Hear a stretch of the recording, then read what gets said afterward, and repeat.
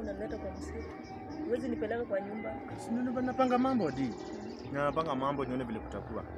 Unajua siwezi tu kupeleka mambo mbio mbio. Alafu pia ukikuja kwa msitu unajua at least kuna fresh air, unaona dunia. Unafunguka macho. Lakini mimi naogopa hapa juu hata nyoka sinaweza niuma. Na nitaenda kuambia je watu wa kwetu. Siku nikiwa kwa ubavu wako, wewe umetoka ubavu wangu. Mimi ni protector wako. Kuna kitu tukohapenia huko. Unaona kuna kitu tukohapenia dia. Lakini bebu nao unajua ni kama unanidanganya.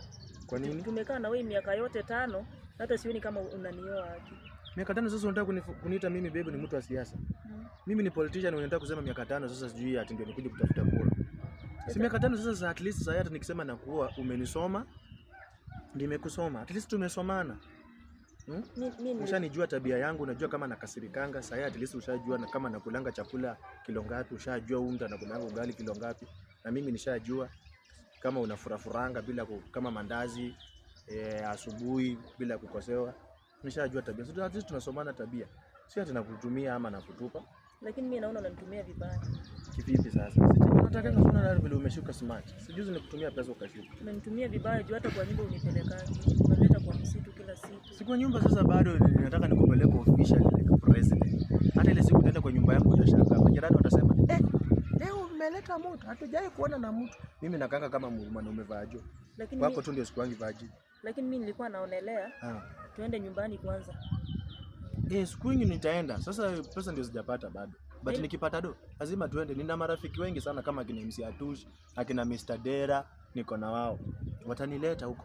Lakini si juzi umekuwa na pesa ulipeleka wapi? Sasa nilipa ile loan nilikuwa nimechukua but sikuwa nimekuambia zani nikalipa ile loan.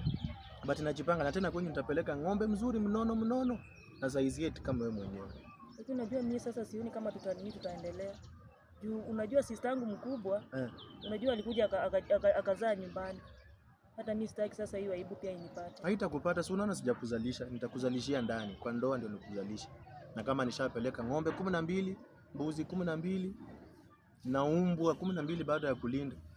Lakini mimi hizo mbuzi na ng'ombe na bahasha mzuri kama ya 1.2. Nitapeleka kwenye ndio usikue na wasiwasi sawa. Mimi nakupanga na sikuchezei. Okay? So usikue na wasiwasi. Poa. So tunaweza nini? Haki leo sijisikii. Kwa nini?